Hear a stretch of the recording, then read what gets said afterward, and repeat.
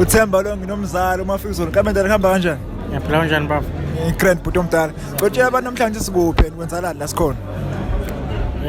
Lo ngishaya igama lesingisi elichaza ukuhlanganyela yabo but sila kwigcwalisa la kuzovezwa khona i-top 10 or top 15 yabacula abakhonela ukuvotelwa ukuze bengenelele emcimbini abazobonakala ngomhla 8 November. Nazo mzala wami mfowethu mzala abantu bayakwazi lapha enkundleni zokuxhumana siyakwazi umculo mfethu unengoma esho isikhotha mfethu kodwa ngicela sigxile abantu kuMafikizolo uyena yena ukuthi yena lensizwe ngimi naye ubani igama nesibongo ivelaphi Mina ngolethu ukuthulo ngamhlongo isibongo ngisuka eMnambithi eWashbang eBosi isigodi mhlambe eqhawe lami ungathini khona ingoma lezi owaduma ngazo mfethu wathi nguye lona ushaya ama-hit unyaka nonyaka mfethu inyanga elandelana mhlawumbe wenza kanjani ithini imfihlo yakho Kanti mhlawumbe kuseyisikhathi sami kuseyinhlanhla ngasho kanjalo but lokho kuyangijabulisa nje kakhulu indlela ke ngaso sonke isikhathi mangirelease umsebenzi indlela abantu abangamukela ngayo nengoma zami mhlawumbe ezifika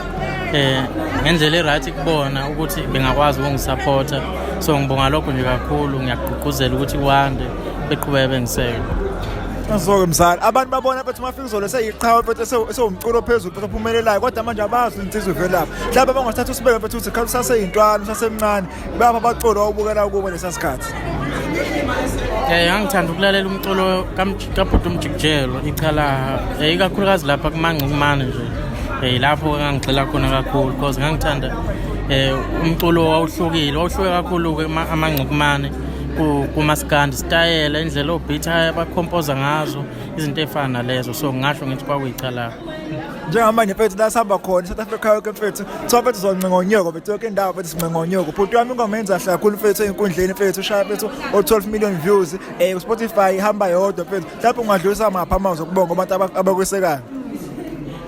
ngidlulisa kubo bonke abathandi bomculo because umculo wami unenhlanhla ekuthenini awusupportwa mhlawumbe abalaleli bakaMaskandi mhlawumbe kuphela cha unenhlanhla ukuthi ulalelwa ibona bonke abantu abalela umculo so ingakho ngithi ngibonga kubona bonke abathandi bomculo ngithi akuqhubeke kwande ngiyakufisa nalokho mhlawumbe okwenzeka kimi ngikubone nakwabanye ozakwethu ukuqhubeka so ngiyabonga kakhulu nami ngiyathembisa ukuqhubeka ngikhiphe umculo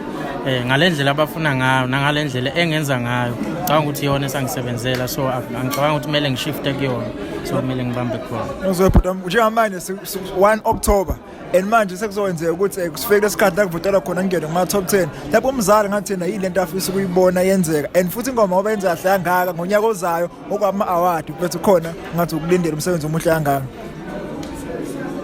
lakhi-ke ingoma leyo buqale wakhuluma ngayo ngathi nguye i-album leyo inominathiwe ongixolele ngalokho asifundanga so ngisethubeni nje lapha kuma-SADMA ukuthi kwi-best album mhlawumbe ngithole nami okuyindondwana ngomsebenzi wami so i-album leyo ya last year so kulonyaka lona-ke abantu balokhu bevele njalo ngokuthi song of the year song of the year so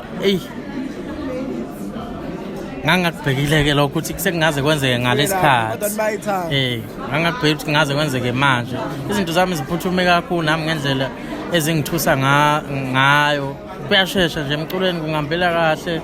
so ingakho ngithi sengikubeka kubona yebo ngiyakufisa but ngangikufisa mhlawumbe ngalesikhathi ngangingazi ukuthi kungaze kwenzeka ngalesikhathi yebo kakhulu bhuti omdala siyabonga sibonga mzala